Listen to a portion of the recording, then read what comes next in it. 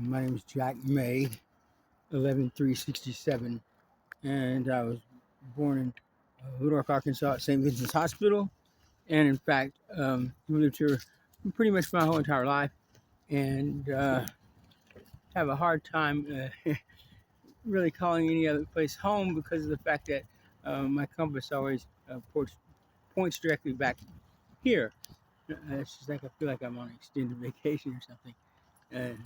So anyway, I have a situation in which I had met my fiance, Laura Lynn Patterson. In fact, I knew her when I was much younger, and Lenny showed up at the Whitewater Tavern one night.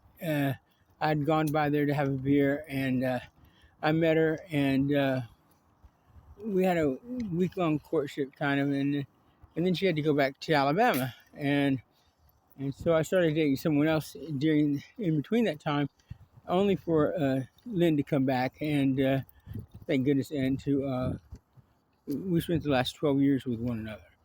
Um, uh, Lenny's everything to me, and she's my best friend, and she's my only friend, and we kind of do that when we get older. We kind of not so many sleepovers or yeah, those kind of things. So I don't think that's uncommon for us to not have so many friends anymore.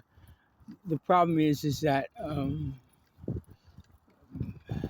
someone had placed something on me called bone conductivity, and bone conductivity is something that it's similar to well, it's exactly like having a walkie-talkie in your head.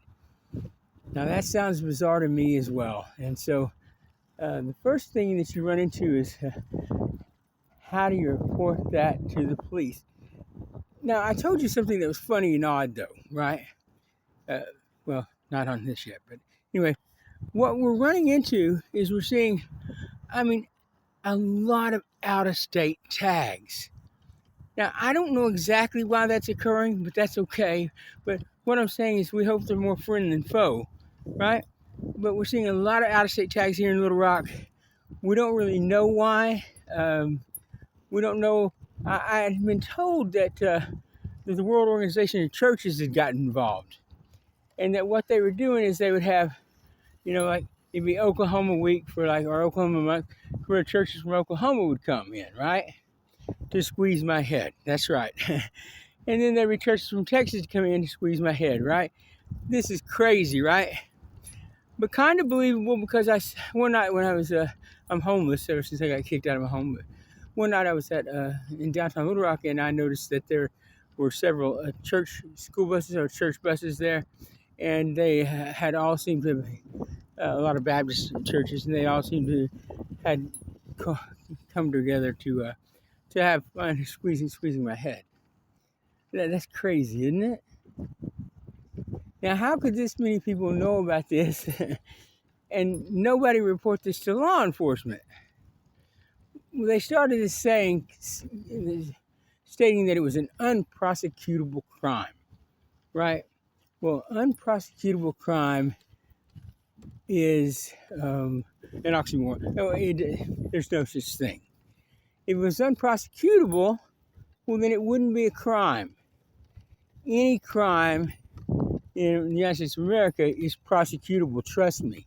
It may be tough to prosecute, but it's in fact prosecutable because we know for a fact that I was approached by a friend of mine when I was young, a friend of mine named Justin Gunn.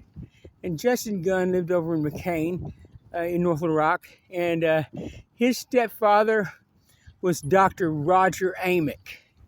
And Justin told us a story about a guy who was a patient of his stepdad's that had auditory hallucinations and that were claiming that they were real.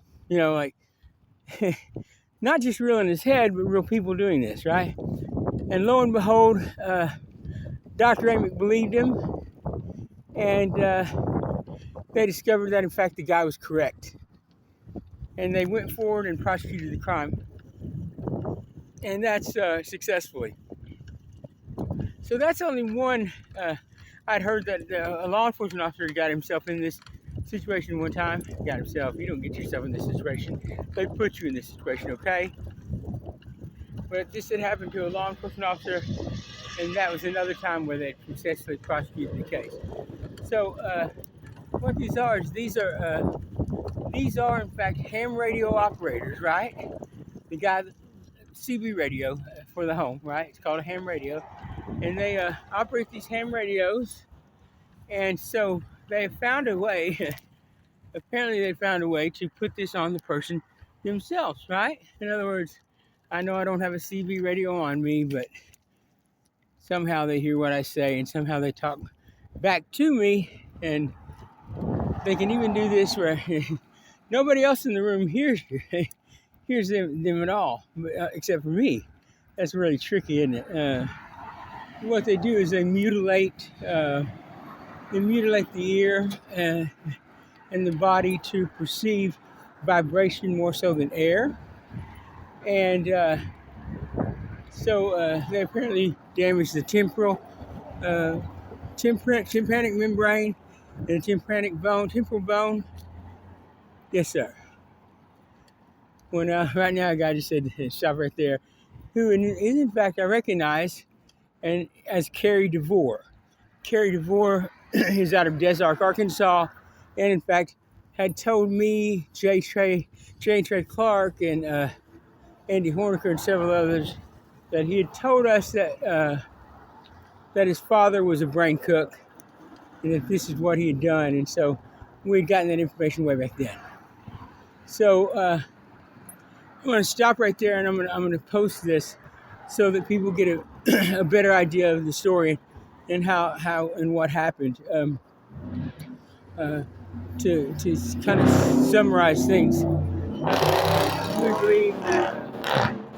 we believe that my uncle had found this to help with his two in-laws who had autism at one time. This is about 30 years ago, and matter of fact, he told us at church. And when they died, we believe that my uncle had put this on not only myself but quite a few other people. And we'll get back to the story later on. Thank you.